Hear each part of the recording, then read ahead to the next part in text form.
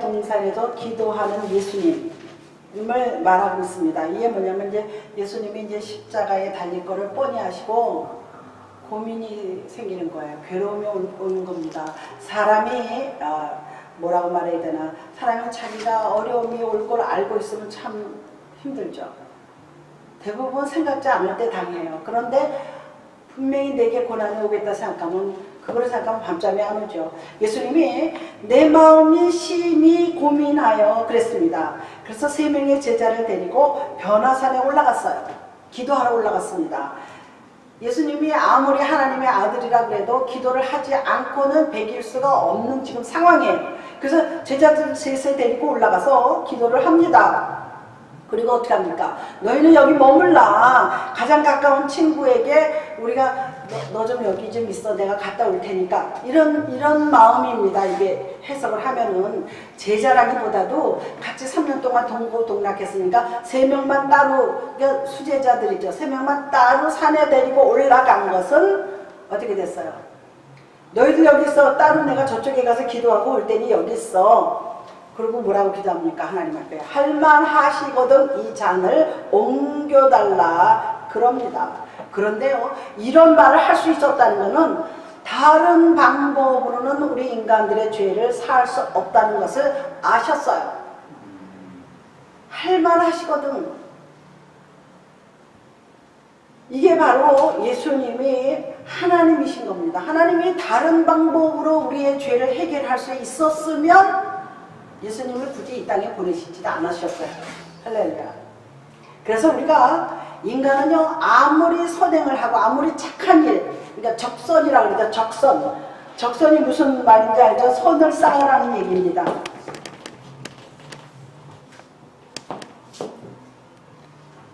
적선. 이게 적선은 뭐냐면 제가 어려서 거지들이 지나가면요, 적선하십시오, 적선하십시오 그런 소리 들은 적 있어요. 어린 때는 그게 무슨 말인지 몰라.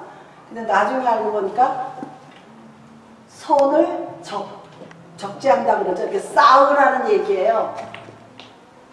우리가 믿지 않는 사람들만 선을 쌓는 게 아니라 우리도 하나님 앞에서 선을 쌓아야지.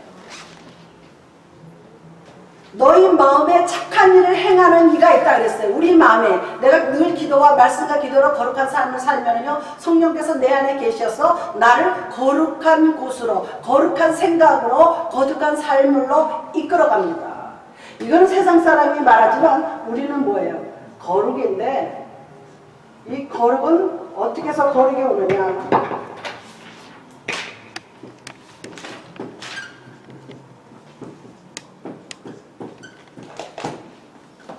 말씀과 기도만이 거룩한 삶을 살 수가 있어요. 그런데 사람들이요, 거룩이라 그러면 조금 거부 반응이 있습니다. 모르겠어요. 제가 예전에 그랬기 때문에. 거룩하게 살아야 된다. 옛날에는 제사장들이 옷을 길게 입고 여기 이렇게 팔 늘어지는 데다가 성경, 율법의 경문을 적고 여기다도 적고 밑에다도 적고 이마에다 다고 집에 문설주마다 그 집 문턱마다 그렇게 적었어요. 그게 거룩이 아니라는 거예요. 그렇게 해서 생활했던 제사장들이 하나님께서 뭐라 그랬어요? 예수님께서 독사의 새끼들이라고 그랬습니다. 위선이죠. 위선으로만 그렇게 살았어요. 그런데 지금도 마찬가지예요. 굉장히 중요합니다. 신앙생활 오래 하면 오래 할수록 점점점 사람들이 위선으로 가고 있어요. 왜? 이 생활을 계속하기 힘들거든. 그런데 은혜가 충만하고 성령이 충만하면은 그 생활이 계속될 수가 있어요. 그런데 성령 충만은 매일 되는 게 아닙니다.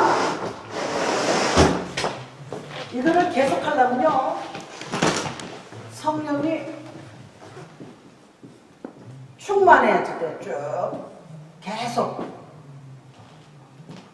우리 힘으로는 충만할 수가 없어요. 우리 날씨도 비가 오다 눈이 오다 뭐 바람 보다 그렇잖아요. 환경이 나를 계속 충만하게 안 만듭니다. 제가 그 전에 보면은요, 옛날에는 붕해를 참 많이 했어요. 한국에서. 막 부흥강사들이 하면 뭐 울고 기도들 하고 뭐 난리들 치죠. 그래가지고 끝나고 나면 속이 뭔가 여기 맥힌 게 뚫어진 것처럼 얼굴들을 보면 시원한 마음을 들고 갑니다. 집에 가서 딱 환경을 보면 뒤집어지어요. 예를 들어서 남편이 술 먹고 난리를 친다든가 아이들이 뭐 하여튼 딱 대문을 열고 집에 들어가면 환경이 뒤집혀 있어요. 그때 참아야 은혜가 계속된 거예요. 소리 확 지르게 나오죠. 뭐. 사람의 소리가 괜히 나오진 않습니다. 환경이 나를 그렇게 몰고 가는 거예요. 그런데 우리가 말씀과 기도로 거룩한 삶을 살아야 되는데 어떻게 되느냐? 성령 충만해야 돼요. 이거는 아무리 강조를 해도 지나치지 않습니다. 중요해요. 아주 중요합니다. 그래서 죄사함은요, 요것만 하고 제가 넘어가서 여기 26장을 마칠게요.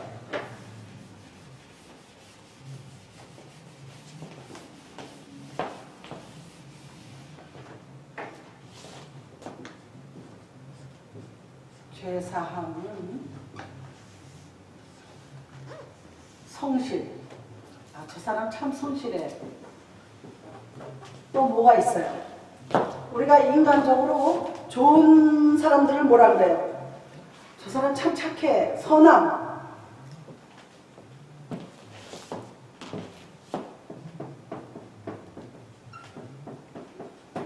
또 뭐 있어요? 한번 나한테 해보세요.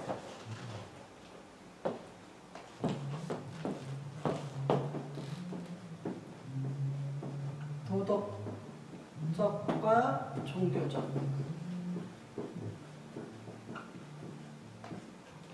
이건 행위예요. 이게 뭐냐? 이거 가지고 되지 않는다는 거예요. 그런데 사람들이 예수 앞에 나와서 죄사함을 받고 은혜가 충만해서 그러는데 거꾸로 돌아가요. 무슨지 아시죠? 이렇게 가는 거야. 자기 의의를 가지고 해야지 돼. 여기에는 조심해야 될 게 뭐냐면 자기 의의예요. 이 자기 의의를 가장 심한 사람들이 제사장들이에요. 서기관들, 바리새인들, 율법사들. 자기 의의예요. 자기 의의. 자기 의의에 대해서 내가 한동안 이해가 안 갈 때가 있어요. 오래전 얘기인데 자기 의의로 하는 거예요. 기도도 하는 거 보면 자기 의의가 있어요. 교회에서 봉사하는 것도 자기 의의로 하는 사람이 있어요. 오래 믿다 보니까 교회에 대해서 너무 잘 알아. 조직도 알고 말씀도 알고 뭐 목사 세계도 알고 장로 세계도 알고 뭐 여자분들은 여성교회도 알고 다 알아. 너무 잘하니까 그 다음부터 하는 일은 자기 의의를 가지고 해. 하나님 앞에 물어봐야 되는데 안 물어봐. 그래서 교회에서 분쟁이 나고 싸움이 나는 거야. 다 자기 생각을 가지고 사는 거야. 그리고 사람들이 어떻게 되냐면은 하나님을 자기의 카테고리에 내가 배운 만큼 하나님을 거기다 집어넣어요. 하나님은 원래 시공을 초월하시는 분이잖아요. 하나님은 어떠신 분이에요? 시공을 초월한다. 네. 이게 뭐예요? 시간과 공간을 초월한다는 얘기예요. 그런데 개입되지, 적용되지 않는 거. 우리는 시공의 초월을 받아요. 초월하지는 못하죠. 우리는 시간의 제약을 받습니다. 어느 정도 시간이 지나면 우린 죽어. 며칠 전에 그저께 혹시 이재선 목사님이라고 아시는지, 오렌지 카운티 갈보리 선교교회 목사님 돌아가셨어요. 일주일 전에 급성 무슨 폐렴으로 에머전시 들어갔어요. 여기 람팔마 에머전시 들어갔는데 그래서 뭐 중독이다 부탁한다고 막 그러더니 며칠이 지나도 아무 소식도 없어. 돌아가셨어요. 그분이 경기 나오고 서울대 나오고 아주 지적이고 생전 목사들 모임에 와서 떠드는 걸 본 적이 없어요. 제가 20년 이상 한 25년을 봤는데 아주 조용하고 상당히 우리 오빠하고 친구야. 군대 친구야. 한 살 차이인데. 근데 우리 오빠가 한 살이 있는데 그 사람은 돌아가셨어. 그 사람은 목소리도 절대로 크게 안 해요. 조심조심 조금조금 해요. 이제 돌아가셨어. 그러니까 사람은 시간과 시공을 초월할 수가 없어요. 우리는 시간이 지나면 다 죽습니다.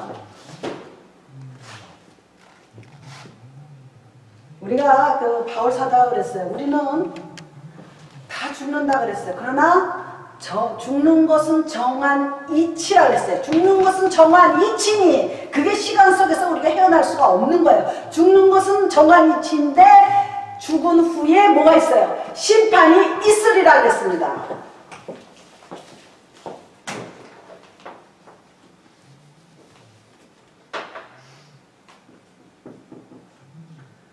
죽는다. 누구나. 그 다음에 뭐가 있어요? 심판. 그런데 좋은 일이 있습니다.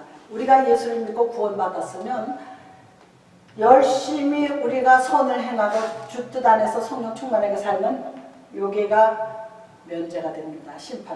심판을 감하여 준다 그랬습니다. 근데 누가 감할 줄 몰라 하는데 문제는 거기에 있는 거예요. 예수님께서 10명이면 10명이 다 감해지는 게 아니에요. 뭐 사람들 지옥 뭐 천국 갔다 온 사람이 가니까 뭐 아는 사람 누가 있더라고. 예, 뭐 극단적인 예를 뭐 교황이 있더라. 하다못해 어떤 사람은 마이클 잭슨도 봤대요. 그러니까 심판을 감해준다 그랬지만 그게 누군지는 몰라요. 할렐루야. 그게 우리가 나는 이런 거 보면요 예수 믿어볼 만하지 않아요? 좀 우스갯소리지만 그게 굉장히 중요합니다. 그래서 결국은 예수님께서 나의 원대로 마옵시고 나의 원대로 마옵시고 그게 거기에 뭐가 들어있어요? 내 마음대로 아니고 내가 원하는 게 아니고 하나님 아버지의 원하는 대로 하시옵소서가 거기에 뭐가 들어있어요?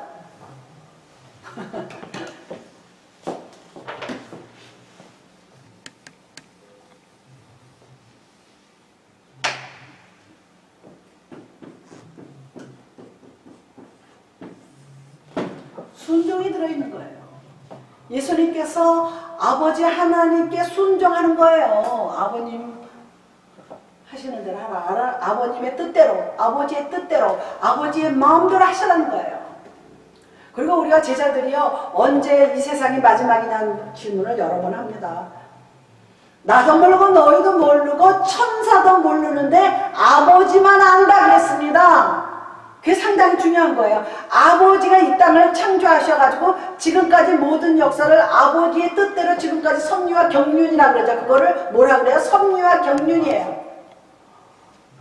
어떤 펜앤마이크라는 그 유튜브 방송이 있는데 그 방송은 다른 유튜브보다도 오리지널 방송 같아요. 그분이 나와서 인터뷰를 하는데 시장경제에 대해서 하는 거예요. 이게 시장경제는 상당히 중요해요. 요거 제가 짚고 넘어가는 게 왜 짚고 넘어가냐면 대기업에서 이윤을 중소기업이랑 나누라 그랬어요. 근데 그건 안 되는 일이잖아요. 그러면 마이너스 나도 어떻게 나눠? 못 나누잖아요. 근데 중요한 게 뭐냐면요. 우리가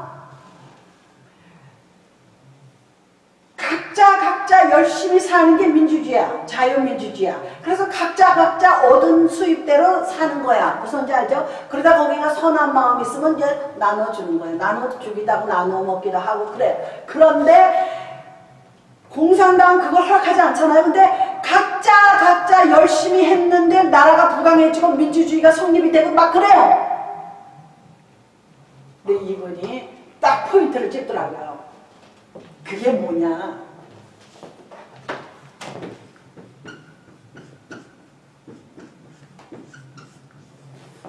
하나님의 섭리라는 거예요. 할렐루야.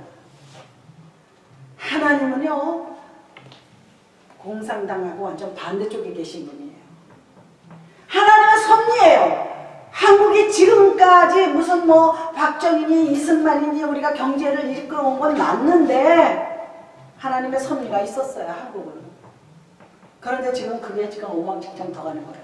내가 이 하나님의 섭리를 말씀드리려고 하는 거야. 다시 말해서 이 하나님의 섭리는 순종 속에서만 이루어지는 거예요.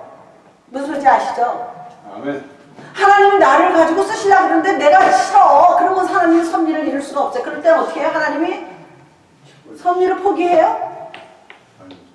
그럼 어떻게 해요? 하나님은 한번 계획하신 건 절대로 거둬들이지 않습니다.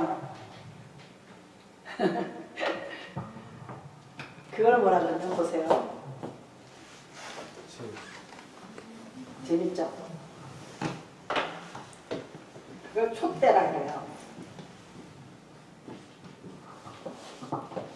촛대 불키는 거잖아요. 촛대를 옮기십니다. 무슨 말인지 아시겠어요? 내가 거부하죠? 그럼 촛대를 옮겨버려요. 너 싫어? 아이고, 하나님은요 굉장히 인격 지정의를 가지신 분이에요. 굉장히 인격적이시기 때문에 내가 거부를 하면 절대로 나한테 들어오지 않습니다. 요한계시록 2장에 보면은 문 밖에 서서 문을 두드리더니 내가 열면 내가 더불어 너는 나와 더불어 먹고 산다고 그랬어요. 내가 죽도록 충성하라 그리하면 생명의 면류관을 주리라 그랬습니다. 할렐루야. 아멘. 생명의 면류관이 그렇게 쉽게 받는 거 아니에요. 뭐라고 말했어요? 그 선 문장이 죽도록 충성하라 그랬습니다. 제가 충성을 몇 주 전에 얘기했죠. 충성은 처음과 끝이 같은 거예요. 쉽지 않습니다. 처음과 끝이 같은 거예요. 그런데 이 촛대는 하나님께서 유대와 사마리아와 예루살렘과 땅끝까지 이르면 내 복음을 전하라 그랬어요. 그런데 이르면 주님이 오십니다. 지금 어디까지 왔어요? 지금 땅끝 다 왔어요. 예루살렘과 유대와 사마리아와 땅끝까지 이르리라. 요게 이제 요것도 조직신학에서 나오는 건데요. 여기 보시면은 요게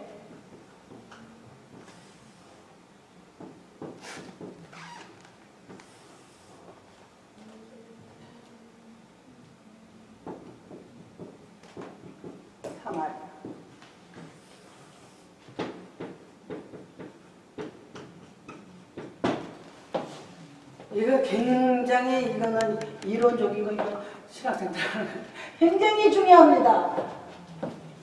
예수님이 여기 예루살렘에서 시작하셨잖아요. 물론 갈릴리에 사셨지만 여기서 시작해서 유대로 사마리아로 땅끝까지. 여기 왜 사마리아가 들어가냐면 사마리아는 이방인이지만은 이스라엘 사람들의 피가 섞인 이방인이에요. 무슨 소리인지 아시죠? 외세가 들어와서 섞였어요, 피가. 그리고 또는 바빌론 포로로 잡혀갔다가 거기서 살다가 돌아온 사람들, 이방 여인들, 이방 남자들하고 결혼을 해서 모여 사는 데가 사마리아 땅입니다. 그래서 이스라엘 사람들이 사마리아 땅을 직선 코스로 갈 수 있는 길인데 그 가운데 사마리아 땅이 있어서 일부러 돌아가요. 저 이방인들하고는 우리가 상종하지 않는다. 그런데 그 유명한 운물가의 여인 잘 아시죠? 이 운물가의 여인에 예수님께서 거기를 질러 들어가셨어요. 일부러 가신 거예요. 제자들은 그걸 뜻을 몰랐어요. 일부러 들어갔더니 운물가의 여인이 하나 있어요. 그리고 제자들은 뭐를 살아 보냈어요. 그래놓고 운물가의 여인 보고 뭐라 그래요? 내 남편을 데려오라 그래요. 이게 우리 여인에 해당되는 말만 생각하면 안 돼요. 우리는 이 세상 살면서요. 남편이 수시로 바뀝니다. 내 하나님이 아닌 여러 가지 내가 우상으로 삼을 수 있는 게 많이 바뀝니다. 거기서는 5번이 나오지만 우리는 5번만 해야 더하죠. 네가 지금은 이 우물을 먹으러 나왔지만 난 영원한 생명을 너에게 준다 그랬어요. 제자들은 이상하게 생각했어요. 왜 주님은 이방 여인하고 말을 할까? 다른 사람들은 상종하지도 않아요. 멀리 돌아가고 아예 침뱉을 정도로. 사마리아, 선한 사마리아라는 말이 많이 있죠. 무슨 선한 사마리아 재단, 선한 사마리아 이웃, 이웃. 이게 왜 나오냐면요. 이게 우리예요. 우리는 이방인이면서 사마리아 사람들이에요. 그런데 이 사마리아 사람들을 불쌍히 여기는 자가 있었어요. 이 사마리아 사람이 훌륭한 경우가 있었어요. 그게 뭐예요? 우리 다 알죠. 강도 만난 사람. 길 가다 강도 만났잖아요. 누가 구해줘요? 제사장도 지나가요. 다 뭐 율법사도 지나가고 다 지나갑니다. 그게 위선이에요. 아까 말한 위선이에요. 지네들이 율법사고 제사장이면 뭐합니까? 다 지금 거반 죽어가는 사람들을 다 놓고 가요. 그런데 선한 사마리아 사람이 그 사람을 부축해서 치료를 해주고 주막에다 데려다 주고 돈을 주고, 돈이 부족하면은 내가 어디 이제 여행 갔다가 돌아올 때 내가 나머지 돈을 갚으리라. 이게 그리스도인 예수님의 마음이에요. 이 선한 사마리아 여인의 얘기, 그 선한 사마리아 사람 얘기가 왜 나오겠어요? 바로 그겁니다. 율법사면 뭐합니까? 제사장이면 뭐합니까? 자기한테 불편한 거, 그리고 불이익이 올까봐 다 도망가요. 돈도 들고 다 그럴 거 아니에요. 이거 끌고 가야 되고. 그게 진실된 크리스찬이라는 것을 볼 수가 있습니다. 그 다음에 40절 41절로 넘어가면, 예수님도 그 당시는 육신을 가지고 계셨기 때문에 고통당할 거를 생각하니까 고민이 되셨잖아요. 고민됐지만 제자들이 옆에서 기도해주면 도움이 돼요. 제자들 때문에 뭐 구원을 받고 못 받는 건 아니에요. 그런데 우리도 좀 뭔가 저 사람이 나한테 큰 뭐 물질적으로 도와주지 않아도요, 말 한마디라도 위로를 해주면 그게 참 뭐라 그럴까 든든해질 때가 있어요. 그런데 우리가 그래서 나중에 갔다가 또 왔다 감탄 사람 기도하다가 다시 오니까 졸아요. 그랬더니 너희들 한시도 깨어있을 수 없더냐. 이게 우리의 기본이에요. 여기 한시가 영어 성경에는 원아울로 나오거든요. 최소한 우리가 1시간은 기도를 해야지 돼요. 제가 오래전 얘기인데, 1시간 무슨 우리 식구 앉아서 1시간 기도해야지 뭐 이런 얘기 하니까 우리 언니 권사님께서 하신다는 말. 1시간 기도하다가 온 세계 사람 다 기도하겠다. 기도를 안 한다는 소리죠.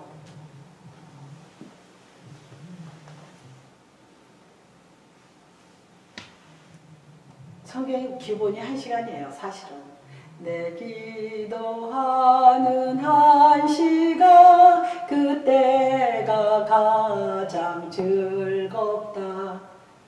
내가 기도하는 시간이 즐거워야지 돼. 왜? 그 시간은 하나님과 교제하는 시간이에요. 저는 그래서 집에서 그럽니다.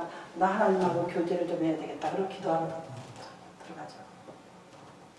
하나님한테요, 이 푸념 저 푸념 한참 하고 나면요 속도 시원하고 하나님께서 응답도 주시고, 참 힘드네요. 그리고 별소리 다 하죠. 제가 지금 장례식이 있다고 그랬는데 그냥 장례식이 딱 계속 이메일이 들어오는데 가야 되는지 말아야 되는지. 근데 우리 말에 갈까 말까 할 땐 가래요. 할까 말까 할 때는 하지 말래요. 그런 게 있어요, 몇 가지가.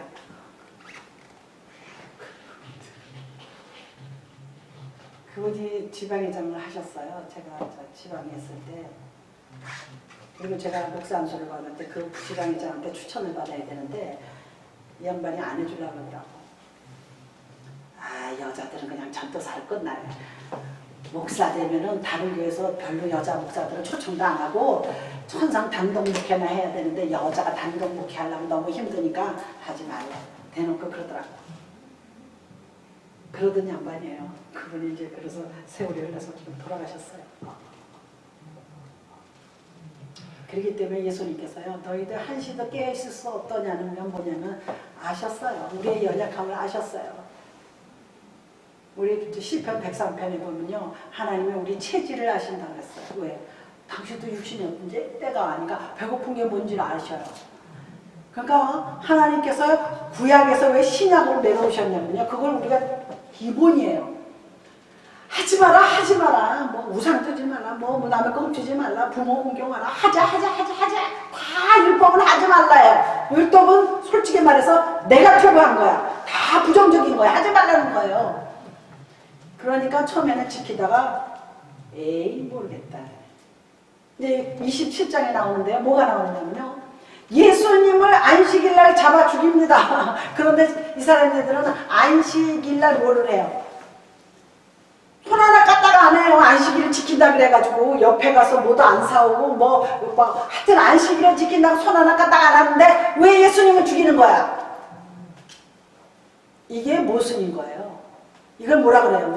우리 자가당착에 빠졌다는 거예요. 그러니까 코에 걸면 코걸이, 귀에 걸면 귀걸이야. 소소한 거는 안식일을 따지면서 정죄해. 이 제사장 바리새인들이. 그런데 정작 큰 거는 자기들이 범하고 있는 거예요. 그러니까 하나님은 제사장만 사랑하는 것도 아니고 다른 사람들 다 똑같이 사랑해요. 제사장이라 해서 율법을 더 잘 지키는 것도 아니고 평민이라 그래서 더 못 지키는 것도 아니에요. 그걸 아신 거야. 해결이 안 되는 거야. 맨날 양만 줄이는 거야. 그래서 주님이 오신 거예요. 오셔서 우리의 체질을 아신 거예요. 우리의 체질을 아시고 십자가에 달리게 하신 거죠. 예수님이 우리의 죄를 해결할 방법은 그거밖에 없습니다. 사실은요, 우리가 마귀의 자식이 됐던 것도 하나님이 우리를 내쫓은 거예요. 자기가 쫓아놓고 자기가 책임지시는 거예요. 할렐루야. 이런 얘기하면 좀 못쓸된 얘기 같지만 우리가 아담과 하와가 죄를 져서 쫓겨났잖아요. 그래서 그때부터 죄인이 된 거예요. 원죄라 그러잖아요. 원죄.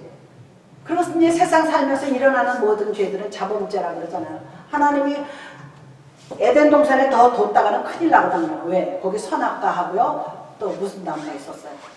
생명수 나무가 있었어요. 선악과 따먹고 나서 생명수 나무 따먹으면 어떻게 돼요? 사실은 심각한 거예요. 거기서 이단이 많이 나오더라고요. 선악과와 생명나무. 그래가지고 이단의 교주들이 자기가 생수래잖아요. 자기가 생명이라 그러고 그거요 까딱하면 굉장히 심각한 겁니다.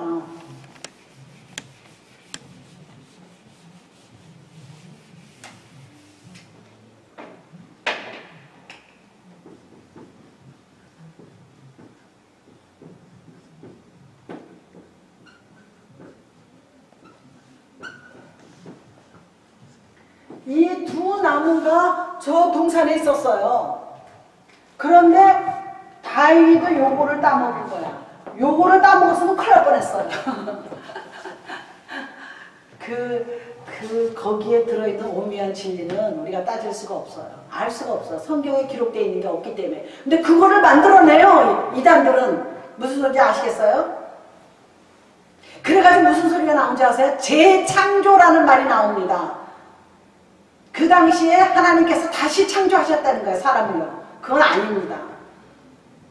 성경에 없는 거 괜히 만들어서 새롭게 하지 말아요. 그러면 사람들이 쫓아가서 야, 못 듣던 소리야. 그러면서 새롭게 쫓아가는 거는 심각하고 어려운 일입니다. 그럼 42절에 가면요. 예수님은 하나님께 자신을 완전히 맡깁니다. 제가 큰 아이를 목욕을 한번 시켰어요. 한국에서 아파트에서 목욕탕이 거기는 이렇게 높잖아요. 물 닿게 돼. 씻기다가 내가 물 좀 이렇게 물 집으려고 이렇게 돌아섰는데요. 애가 거기 목욕탕 위에 설다가 엄마 그러고 확 뛰어내려오는데 거기 밑에가 타일이잖아요. 한국 미끄럽잖아요. 물이 닿으면 그거 안정 열어서 쫓아가서 잡았어요. 근데 걔가 내가 잘못하면 여기서 미끄러져서 죽을지도 몰라. 내 진탕 일어날지도 몰라. 그런 생각해요 안 해요? 안 하니까 엄마 그러고 뛰어내리는 거예요. 이해하시죠? 우리 하나님 앞에 그와 같이 하는 거예요. 할렐루야. 하나님 앞에요. 이거 계산 저거 이리 재고 저리 재고 그거는 믿음이 아닙니다. 믿음은요. 믿고 나서 이해를 하는 거예요. 무조건 믿어야지 돼요. 믿음은요. 50% 70%가 없어요. 무슨지 아시겠어요? 믿음은 그냥 100%여야 돼요. 여러분도 지금 거기 앉아있죠? 거기 어떻게 알고 앉아있어요? 그거 나무 부서지라고, 의자 부서지라고. 내가 10분만 앉았으면 이거 부서질 의자야. 그런 생각 안 하죠? 그런 생각 안 하고 앉았을 거라고. 이 의자는 내가 1시간, 2시간 앉아있어도 끄떡없는 의자야. 그러니까 내가 앉았다가 삐끄덕 뒤로 넘어가면은 앉을 사람 아무도 없어요. 하나님도 똑같습니다. 무슨 소리인지 아시겠어요? 하나님 앞에 믿음을 표할 때는 100%지 조금 남겨놓고 70% 이렇게 잔머리 쓰면서 그거 아닙니다. 하나님 그러면 축복을 못 줘요. 교회는 교회대로 다니고 시간은 시간대로 버리고 물질은 물질대로 버리는데 하나님 축복을 못 받아. 하나님 다 알거든. 이 양반아 머리 굴리지 마. 하나님은 우리가 머리를 굴려가지고 깨달을 수 있는 분이 아니거든요. 이거 상당히 중요합니다. 그 다음에 43, 44절에 보면 이제는 자고 쉬라 그럽니다. 이제는 자고 쉬라. 어떻게 생각하면 니네들 계속 그러고 있지? 놀리는 것 같았죠. 조롱하고 책망하는 것 같지만 그게 아닙니다. 주님의 사랑스러운 마음이에요. 제자들이 얼마나 피곤하며 계속 눈도 못 뜨고 자고 있습니까? 사랑스러운 말이에요. 그리고 나서 주님이 지금 누구를 기다리고 있어요? 너가 내 피곤하구나. 한시나 깨었으라는데 안 깨있어. 그러고서는 주님이 그 밤에 누구를 기다려요? 유다를 기다리는 거예요. 유다가요, 횃불과 뭉치를 들고 나타났어요. 군대를 데리고. 그 성경에 나옵니다. 그러니까 횃불을 들었다는 건 뭐예요? 밤이라는 겁니다. 주님이 기도를 하고 마찬이 다 끝나고 기도를 했는데 제자들은 옆에서 자고, 근데 주님이 깨어있는 일이 뭐냐? 유다가 이제 올 걸 아는 거예요. 군대를 몰고 횃불과 뭉치라고 그러죠. 뭉치를 들고 나타나요. 그러니까 주님이 뭐래? 내가 성전에도 있었고 여기저기 있을 때는 가만히 있다가 왜 이제 잡으러 오느냐? 그럼 뭉치를 들고 오느냐 이거예요. 그래서 베드로가 어떻게 해요? 그 대제사장 그 종 말고라고 있습니다. 그게 이제 여기는 안 나오고 다른 복음에서 나와요. 말고의 귀를 잘라버립니다. 괘씸하죠. 선생님을 잡으러 왔으니까. 칼을 빼서 탁 귀를 잘라요. 그래서 귀가 땅에 떨어져요. 그런데 주님이 주셔서 그렇게 털어서 붙여줘요. 그게 영화에도 나옵니다. 영화에서 미국 영화 그 십계명인가 어디서 십계명 아니고 코바디스라고 있을 거예요. 주여 어디로 가시나이까요. 코바디스 뜻이. 거기서 귀를 쳐서 귀가 떨어지는데 주님이 집어서 뭐가 묻었으면 떨어지게 딱 붙여줘요. 할렐루야. 코바디스예요. 주여 어디로 가시나이까가 코바디스 뜻이에요. 누가복음 22장에도 이게 나옵니다. 주님이 유다를 기다리는 몇 시간이 흐릅니다. 어두워질 때까지. 그 시간이 우리 한번 심정을 생각해봐요. 내가 지금 사형수야. 사형수인데 너 오늘 5시에 사형이야. 밥이 넘어가겠어요? 안 넘어가죠. 주님 똑같은 심정이에요. 주님이 이제 사형당할 건데 그 밤에 기가 막히죠. 이게 이제 저녁 식사하고 여기 그 서적에 보면은 6시 저녁 오후 6시 전후라고. 그러니까 유다가 오기까지 그 시간이에요. 저녁 때 6시가 될 때까지. 그리고 대제사장 가야바의 집에 계실 때 닭이 울었어요. 예수님이 베드로에게 그랬어요. 저는 주님을 절대로 배신 안 한다 그랬어요. 절대로. 굉장히 우월의식이 있었어요. 베드로가. 그랬더니 너 닭이 울기 전에 너 3번 부인이라고. 3번 부인한다 할 때 내가 죽을지언정 저는 절대 그런 사람 아닙니다. 나를 뭘로 보고 계십니까? 내 믿음과 내 의리를 뭘로 보고 계십니까? 너무하십니다. 그런 의미예요.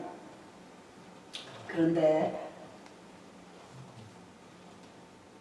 새벽 5시쯤 돼가지고 닭이 울어요. 꺼꺼꺼꺼 하고 울어요. 그때 야사에 여기 성경에는 없는데 베드로가 뛰쳐나가서요. 통곡을 하고 온다고 합니다. 그래서 그 이후로 닭만 울면 베드로가 운대요. 아픈 거죠. 마음이 굉장히 아픈 거예요. 아까 제가요 타겟을 가는데 막 들어가는데 뭐가 휙 날라오더니 까마귀 있죠. 까마귀가 요만한 까마귀야. 새끼 까마귀야. 얘가 뭐가 바쁜지요? 왜 새들이 이렇게 날잖아요. 조금 조기 가려면 이렇게 휙 날아서 가잖아요. 안 날아. 그냥 이렇게 가서 아이고 귀여워. 너무 귀여운가. 반짝반짝해. 까만 색깔이.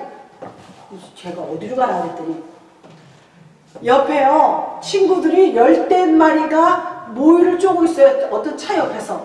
근데 어떤 사람이 일부러 준 것 같아. 그 새들 먹으라고. 근데 얘가 날아가는 그걸 본 거예요. 너무 귀여운 거야. 그래서 내가 그거를 보고 참 하나님이 이 땅에 만들어 놓은 모든 사람을 비롯하여 다 아름다운 거예요. 우리 짐승 함부로 대하면요 분명히 악인이라고 성경에 나와 있습니다. 그게 기록되어 있는 것을 볼 수가 있죠. 그 다음에 이제 47, 49절에는 유다가 와서 이제 예수님이 결론을 여기서 보면은요, 예수님이 평범하게 생겼었어요. 유난하게 잘생기지 않았어요. 그게 이사야에도 나와요. 어린 순같이 평범하게 생겼기 때문에 예수님을 본 적이 없는 사람들은 예수님이 누군지 잡아야 될 거 아니야. 사람들이 여덟인데 누가 예수야? 너야? 이렇게 물어볼 거 아니에요. 그런데 유다가 약속을 한 거야. 내가 가서 입 맞추는 사람이 예수야. 우리 선생님이야. 그래가지고 안녕하십니까? 유다가 가서 예수님께 입을 맞춥니다. 즉시 잡는 거죠. 딱 잡았어요. 사인한 거죠. 우리가 어디서 만나려면 내가 노란 옷 입을게. 그러면 내가 노란 양말 신을게. 그래서 딱 알아서 이렇게 만나잖아요. 그런 식이죠. 내가 가서 입 맞추는 사람이 그가 예수야. 그때 잡아 그랬습니다.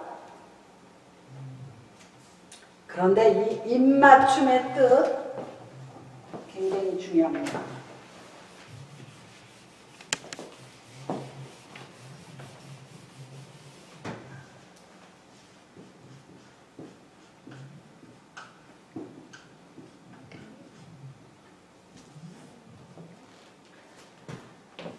우리가 부부가 이렇게 살 때 남편이 아침에 이렇게 출근하잖아요. 출근할 때 여보 잘 있어? 하고 볼에다 이렇게 뽀뽀해 주는 거, 그런 입맞춤이 있습니다. 그런 입맞춤이 있고, 두 번째 입맞춤은 아주 열정적인 거. 이런 거 제가 설명 안 해도 잘 아시겠죠? 열정적인 거예요. 그런데 두 가지가 다 포함되어 있어요. 유다의 입맞춤이 두 개 다 있습니다. 두 개가 다 들어가요. 어느 한쪽이 아니에요. 앞에도 아니고 뒤에도 아닙니다. 왜? 선생님하고 늘 3년 동안 동고동락하고 살았어요. 그러니까 인사로 하는 것도 있고, 또 열정적으로 이제 예수님이 자기네 선생님이 잡혀가잖아요.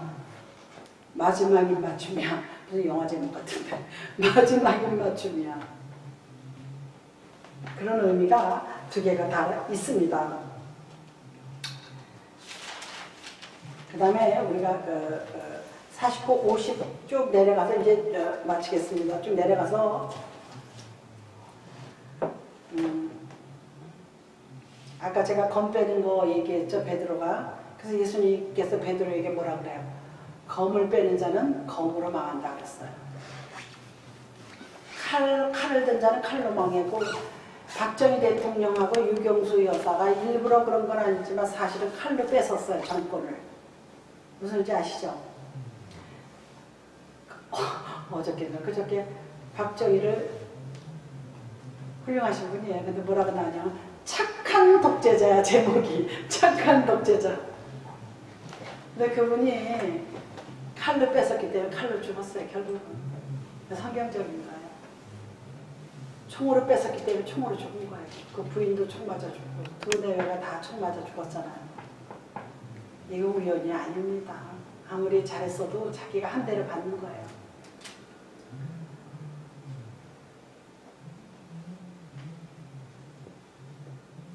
이 베드로가 평소에 성급 다혈질 사람들이 되게 성격이 급해요. 말고의 귀를 치는 게 뭐 중요합니까? 차라리 제사장 목을 치든지 해야지. 말고의 귀를 쳐서 떨어뜨렸어요. 그 하인은. 예수님이 다시 붙여줘요. 예수님의 사랑이죠. 왜 너는 칼을 빼가지고 난리야? 그겁니다. 근데 성질이 급한 사람들은요, 그걸 못 참어. 그리고 여기 보면은 예수님 52절 53절에 보면 구약에서요, 그 천사 하나가 그 저녁 때쯤에 아수르 진영이 이제 싸움이 벌어집니다. 이스라엘하고요. 싸워져서 천사가 나타나서 밤에 하룻밤에 18만 5천 명을 죽이는 장면이 있어요. 18만 5천 명 하룻밤에. 그러니까 주님은요 죽이기도 하시고 살리기도 하신다는 말이 있습니다. 그러면 예수님께서 자기를 잡으러 온 사람들 죽일 수가 없어요? 죽일 수 있어요. 베드로가 칼펴서 귀 자르는 정도가 아니라 거기서 다 몰살시켜버릴 수 있어요. 이놈들이 나를 모르고 나 하나님의 아들인데 어디 내 앞에 그렇게 해가지고는 죄가 해결이 안 되는 거예요. 아까 말씀드렸듯이 아버지의 원대로 하옵소. 그 속에 뭐가 들어있다 그래서 순종이 들어있습니다. 순종을 하려면요 불만을 가지고는 순종할 수가 없어요. 그건 억지로 하는 건 복종이라고 그러잖아요. 복종이라도 하면 좋죠. 복종하고 순종의 차이는 사실 많이 납니다. 그 차이가. 우리는 하나님 앞에 웬만하면 순종해야지 돼요.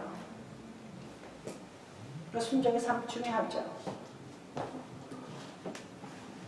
그 다음에 55절 56절 이해를 되면 예수님이 체포되자마자 제자들이 다 도망갔어요.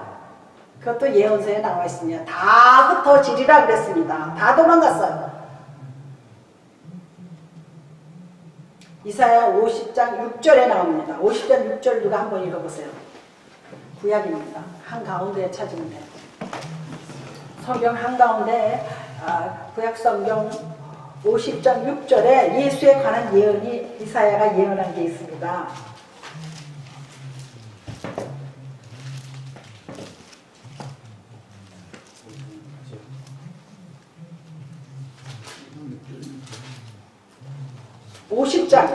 (50장 6절이요)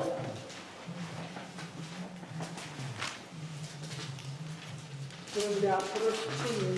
지금 9시 조금 안 됐는데 9시 나를 때리는 자들에게 내 등을 맡기며 나의 수종을 부는 자들에게 나의 예수님을 잡아가지고요 주먹으로 얼굴을 막 때립니다. 얼마나 아프겠어요. 그런데 더 중요한 게 있어요. 여기 말고 또 다른 복음서에는 주먹으로 얼굴을 가릴 때 그냥 때리질 않고요 얼굴에다 수건을 덮고 때립니다. 그렇게 잔인했어요. 그런데요 사람이요 이렇게 딱 치려고 그러면 사람들이 자기도 모르게 피하죠. 눈에 보이기 때문에. 그런데 수건을 가리고 때리는 건 보이지 않기 때문에 피할 수가 없어요. 그러면 어떻게 돼요? 더 이게 사람이 쿠션이니까 하면 이렇게 해야 되는데 그렇게 안 되면 이게 어떻게 돼요? 더 아파요 안 아파요? 더 아프죠. 확 피하지 못하게 얼굴에 수건을 가렸다는 거예요. 그러니까 예수님께서요 십자가에 달리시기 전에 갖은 고통과 갖은 고난, 갖은 모욕, 갖은 순환 다 겪고 갔어요. 옛날에 중앙정보부에서요 그 대학생들 데려다 고문할 때요 이렇게 수건에다 물을 적셔가지고 이렇게 여기다 덮어놓고 고문했어요. 그리고 여자 대학생들은 데려다 빨가벗기고 그래서 수치심을 주는 거예요. 그래가지고 우리 언니 춘공가 하는 사람은 미쳤어. 거기 갔다가 미쳤어. 그래서 대학도 졸업 못하고 정신병이 오는 거예요. 하나님 얼마나 수치스럽고요. 상당한 겁니다. 여러분들 아시는지 모르지만 패션 모델 처음 들어가서 교육받을 때 빨가벗고 받아요. 자 들으세요. 빨가벗고 이렇게 횡단하게 만들어요. 빨가벗고 이렇게 걔네들은 저기 보시면 알겠지만 무슨 옷 입고 나오면 그냥 우리처럼 이렇게 나오는 게 아니에요. 바람같이요. 딱 나타나면 바람같이 휙 지나가요. 우리가 이렇게 카메라를 잡았을 때 천천히 걷는 것 같으죠? 휙 지나가요. 그 다음에 또 지나가고 또는 걔네들이 그게 하루아침에 그렇게 된 게 아니에요. 빨가벗고요. 음식도 정해준 것만 먹어요. 그래서 그거 반대운동이 일어난 적 있잖아요. 미국에서. 그러니까 예수님이 빨가벗기고 가진 모욕을 다 당한 거예요. 그러고서 빨가벗겨서 뭐를 입혔어요? 이제 집에 가서 읽어보세요. 홍포를 입혔어요. 이 홍포는 왜 하필이면 빨간 옷이에요? 빨간 옷. 무슨 옷인지 아시죠? 홍포. 우리 홍삼 하면은 빨간 삼을 말하는 거잖아요. 사실 빨간 삼도 아니야. 그 삼을 찌는 거예요. 찐 거예요. 그냥 삼인데 인삼이나 무슨 삼인데 그거를 찌면 홍삼이 되는 거예요. 붉어지니까 찌어서 그게 홍삼인 거예요. 저도 그 전에는 홍삼이라는 게 밭에서 따로 나나 그랬어요. 근데 그게 아니고 쪄내면은 붉은색이 이게 우리 홍삼 절편 먹어봤죠? 색깔이 좀 붉잖아요. 예수님께서 홍포를 입혔다 이거예요. 요거는 뭐의 상징이에요?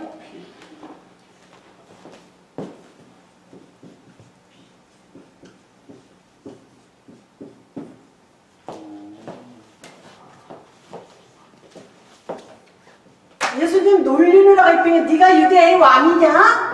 그래도 예수님 십자가에 달렸을 때 그 편말 위에다가 유대인 왕이라고 썼어요. 실제로. 아이러니컬하게도 진짜 유대인의 왕이요 우리의 왕입니다. 할렐루야. 걔네들은 놀리느라고 붙였지만 실제 예수님은 우리의 왕이에요. 만왕의 왕이에요. 왕 중 왕입니다. 세상에 있는 모든 왕들 중에서도 왕입니다. 할렐루야. 그리고 가시면류관을 씌운 것은 네가 왕이냐? 관 써라 이거야. 크라운을 쓰라는 거예요. 그래서 한 거예요. 그 의미가 하나하나 다 있습니다. 이 홍포를 입혔다가 다시 벗겼어요. 그런데 또 구약에 그 예수님의 옷을 가지고 그 병사들이 찢어서 제비 뽑아서 나눠 가져요. 그거에 또 나옵니다. 근데 실제로 그렇게 했어요. 이 홍포를 입은 주님은 가시면류관 쓰시고 홍포를 입히고 가시면류관을 씌웠어요. 너 임금이야? 야 이거 써. 너 임금이야? 붉은 옷 입어. 우리나라 임금의 옷을 뭐라 그래요?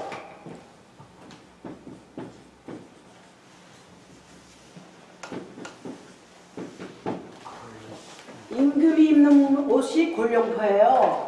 임금의 얼굴을 뭐라 그래요? 용안이라 그래요. 임금이 세수하는 거는 임금의 세수물은 용수라 그러나 하여튼 임금님이 입는 옷은 붉은 옷이에요. 그래서 사실은 이조시대 때는 다 임금의 옷은 붉은색입니다. 그런데 요즘에 와서 퓨전이란 말 알죠? 퓨전으로 사극을 만들어 가지고 뭐 임금님이 이 색깔도 있고 저 색깔도 있고 그러는데 그거 아니에요. 붉은색. 예수님은 우리의 왕이기 때문에 붉은색 옷을 입힌 거예요.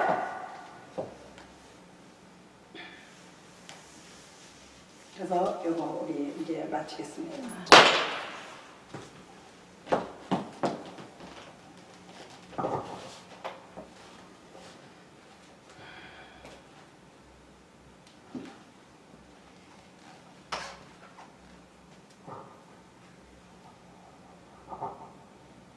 예수님의 얼굴을 가리고 주먹으로 치고요.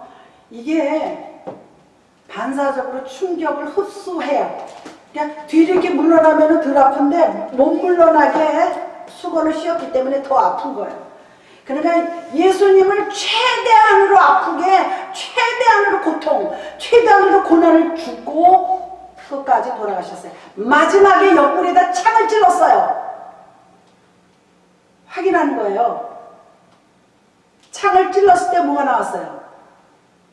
물이 쏟아져 나왔어요. 물과 피는 물론 이미 뭐 가시면류관 쓸 때 뭐 할 때 쏟아졌지만 창을 찔렀을 때 물이 다 쏟아 나왔는데 이 창 찔른 게 뭐냐면요.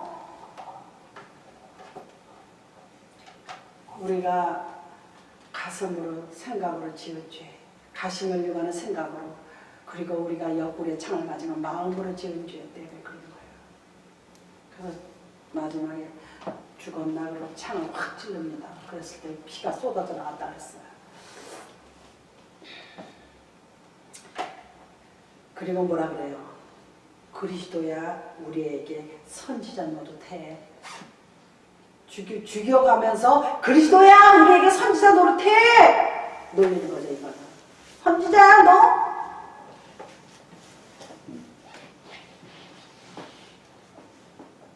이사야 52장이요. 52장에 보면요. 히브리어로 되어 있잖아요. 그 얼굴이 너무도 비참하게 변하고 피투성이가 되어서 사람의 모습 같지 않았다는 의미가 들어 있습니다. 이사야 52장 53장 읽고 마칩니다. 일정한 제목이 있어야지 돼요.